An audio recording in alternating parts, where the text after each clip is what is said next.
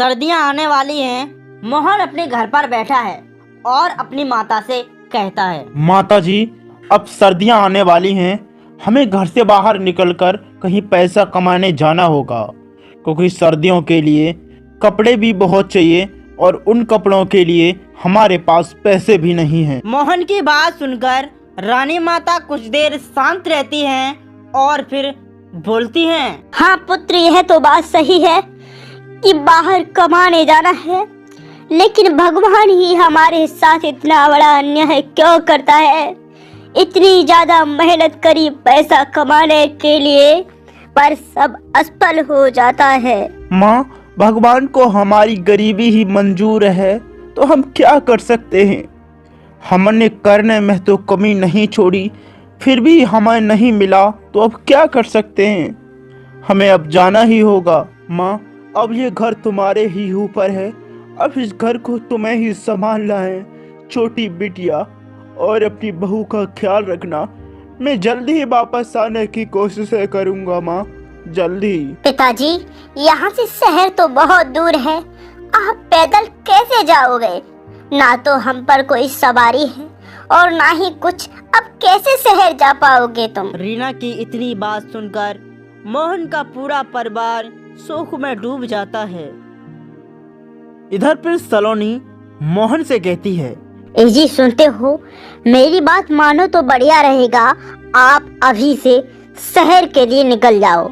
सुबह का समय है, शाम तक पहुंच ही जाओगे। हाँ, तुम बिल्कुल सही कहती हो। मुझे इसी समय यहाँ से निकलना चाहिए, क्योंकि रात हो गई तो मैं वहाँ नहीं पहुँच पाऊंगा। माँ, मैं जा रहा हूँ। माँ, अपना ख्याल रखना।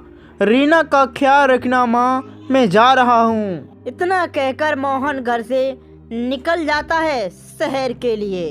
आलसी चींटी की कहानी। एक जंगल में टोनी मोनी नाम की दो चींटी रहा करती थी।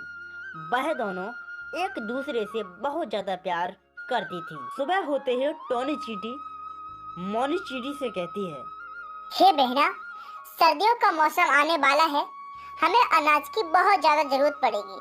इसलिए हम दोनों एक काम करते हैं, अपने लिए कुछ भोजन इकट्ठा कर लेते हैं। अरे टोनी बहना, तुझे तो पता ही है कि मेरा शरीर कितना ज्यादा दुर्बल हो गया है।